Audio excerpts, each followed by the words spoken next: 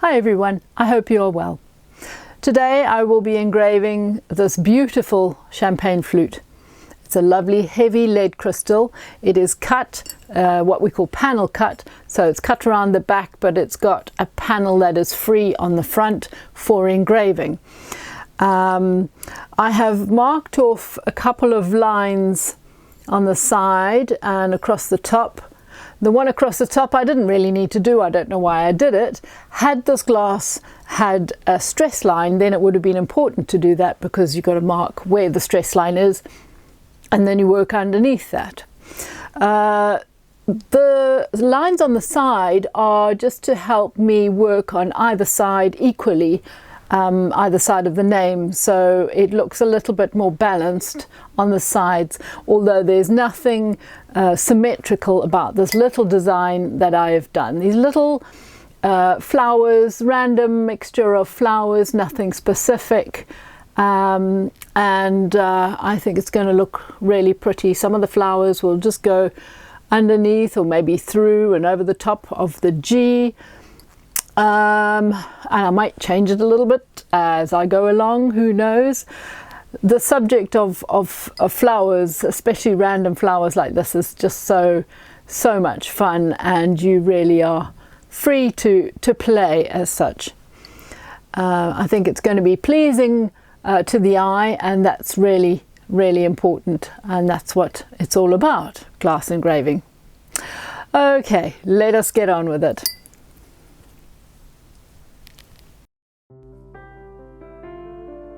Well, here I have got a very tatty little old test glass and a very small green stone, and so I'm just having a test run of how it's going to behave, because the first thing I want to do is add a couple of the little embellishments that I may not even touch up afterwards, so trying to get them right first time. Also, as I'm doing now, the very basic outlines of the flowers. I don't run the drill very fast at all when I'm working with stones, usually between 10 and 15,000 RPM. I also don't use water when I'm using stones. Occasionally I do, but most of the time I don't. And that dates back to being in Zimbabwe and not knowing when I'm next going to be able to get any more. And of course, if you wet the stones, they don't last as long. But there's nothing stopping you actually using water with stones if you want to. So proceeding, you will notice that I'm not sticking rigidly to my design. It's all freehand, so if I don't stick to my design, it doesn't matter at all. I will make it up as I go along if I need to. So here are more of these little fronds. I don't know what you want to call them. They are nothing really. This is quite a bit of fantasy going on here with these plants. It's just a lovely little delicate feminine design. This champagne flute is for a little girl called Grace, a little baby I assume. It's actually her christening present.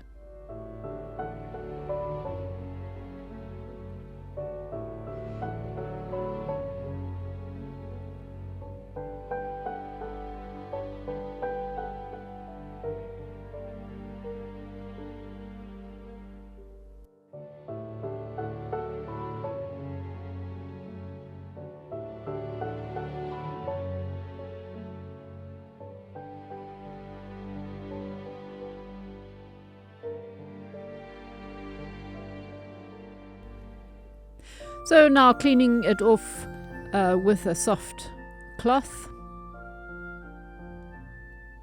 That waxy crayon is a little bit tough to get off, and if you're really battling you can, well, certainly use a bit of water, but because it's very waxy, even water struggles a bit. but you could use a spirit if you want, but I find just using the cloth will eventually get it all off. Right, so back to the little green stone, and I'm going to use this for the leaves.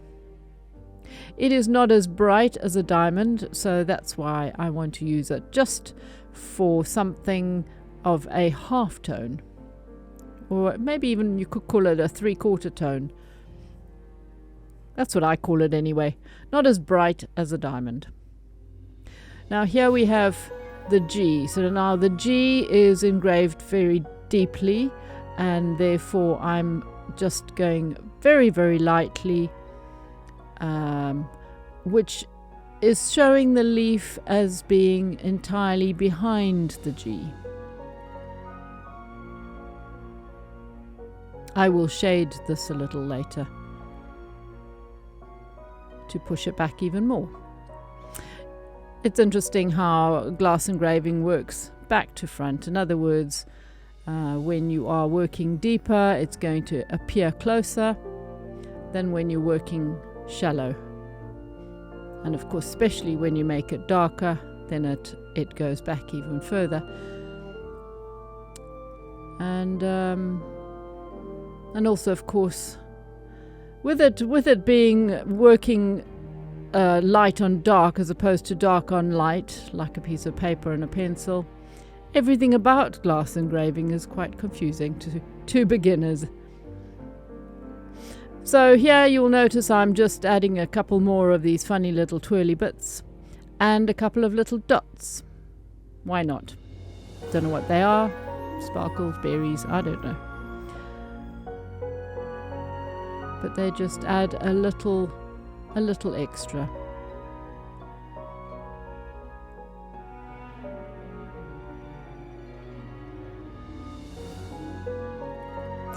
This stone is it's quite soft, but I've got to say that it will make little ridges if you want it to, and that is quite effective as well to add a bit of texture to the engraving.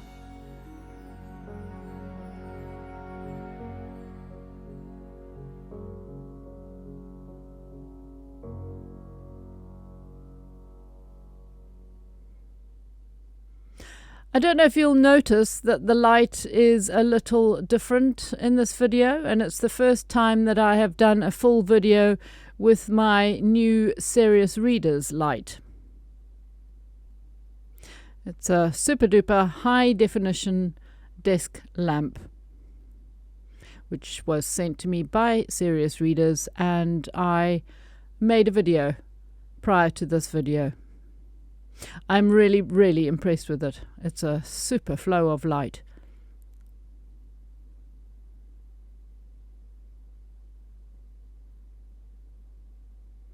You will notice quite a lot of dust flying off the glass, and I have a dust extractor on, and that's why you can see it going pretty much in one direction. It's being sucked up quite rapidly into the dust extractor. I am wearing a mask, and of course you must wear a mask, especially if you don't have a dust extractor. I have here a diamond in the drill because I'm now onto the flower petals, and you can see already by the light showing up the ridges that I am going relatively deeply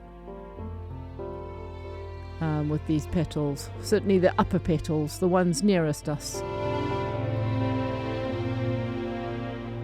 Now the dust is flying, and I think in a way I wanted to show this just because I love the effects that I get on the camera, especially with this new light. But as you know, I use water a lot, but I decided because this crystal is so soft and so beautiful, and these diamonds are really, really good. This is a sintered diamond all the way through, that I can quite happily work dry, and as you can see, it's just chewing into the glass or into the crystal.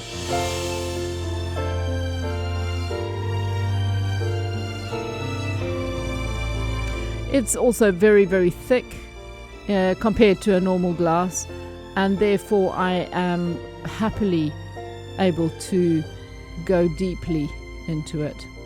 Now this little flower has got that petal just hanging over the top of the G, and I am achieving that by simply engraving deeper than the G.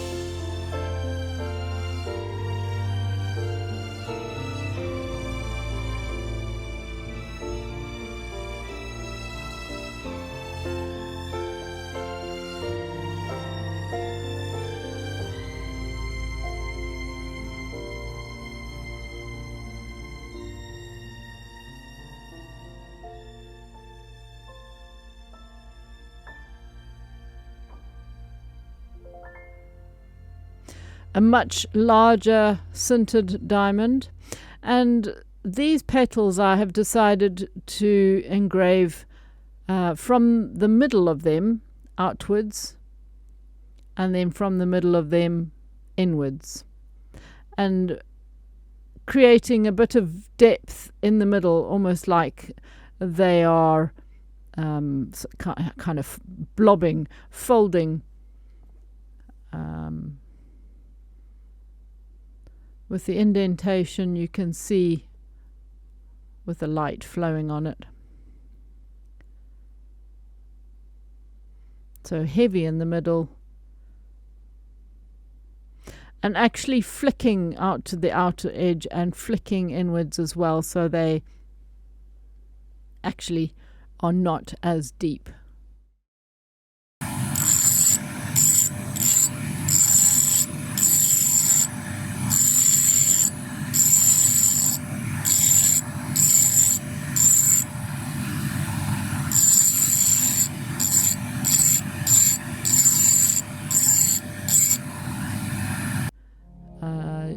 Don't take the big fat clumsy old diamond right to the edge. Use it for the larger areas that you want to engrave first, and then get a smaller one and fill in the smaller areas, just to be on the safe side, especially if you're not used to handling all these different shaped burrs.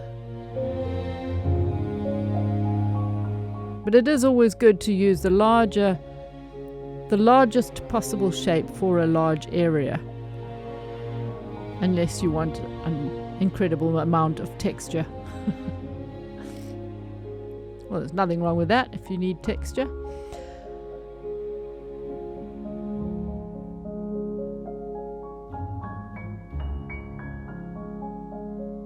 So if I was using water here, of course, there would not be anywhere near as much dust. That's why it's also good to use water if you haven't got a dust extractor. And also, as you know, it is easier for the diamonds to cut into glass, especially if you're using a tough glass, a soda glass, a bottle or something like that. Your diamonds would wear out pretty quickly if you haven't got water.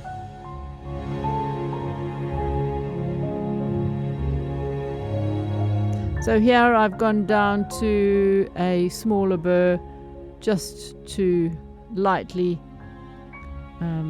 pick up the ends, the inner edges and the outer edges. So I'm going very shallow into the middle because I want to be able to polish this, and I'm sorry about the light being actually too bright there. I've got to get used to this light. I've got to tone it down. It has got a wheel which will change the strength of the light, and it's actually quite bright there and just blowing out a little bit.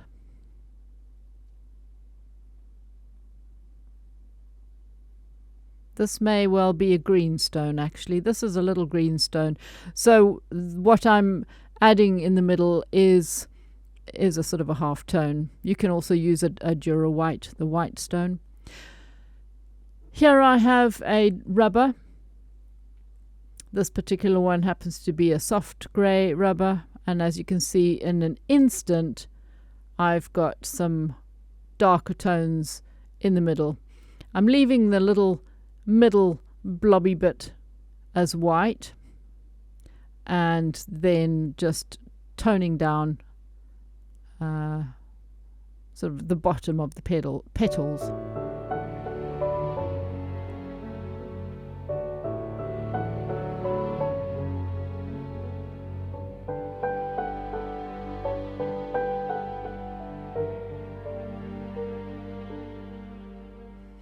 Skidding around the edge of the little flowers as well.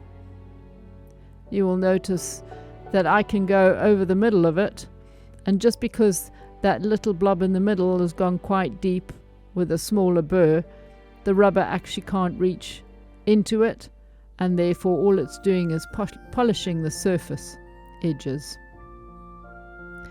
Here I, of course, as I mentioned earlier, am pushing back that leaf behind the G simply by shading it.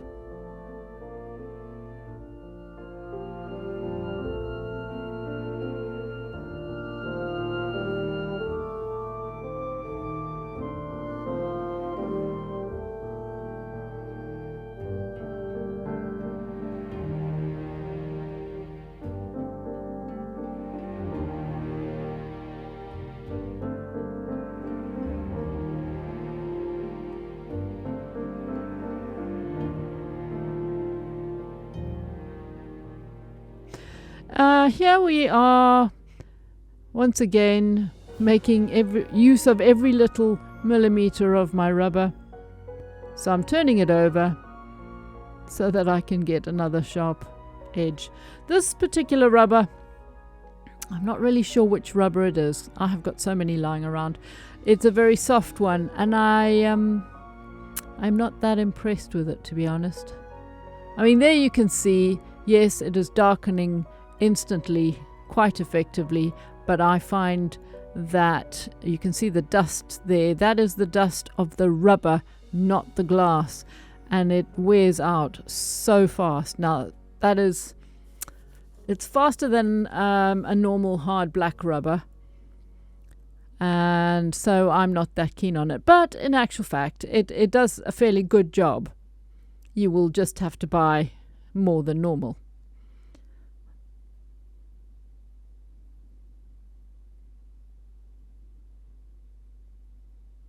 Yeah, all that dust was bits of rubber.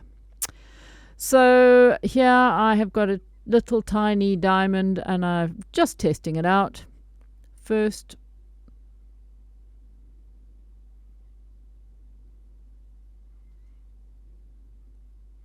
It's engraving easily there. Now, this is really a cute little effect you can have on the inside of a flowers. Pressing a little bit hard and then flicking in. And there you have instantly a little stamen.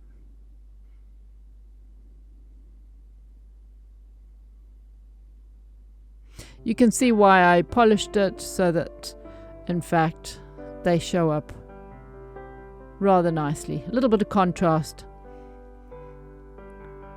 Here I'm just adding a tiny little effect of the petal folding upwards, which you can't really see very clearly here, but I do put some shadow behind it later on. Some more little stamen. This I find these little burrs, they are not sintered, so they do wear out, and this happens to be quite a newish sharp one, so it works really well, especially on this soft crystal. But this is if it wasn't a new burr, then I would definitely have used water, because that would have just made it a lot easier.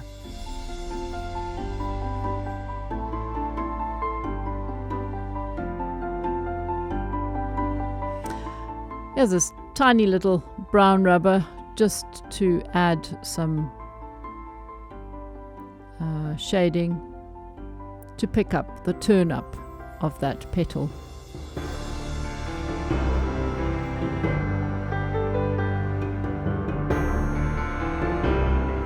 So as always, a signature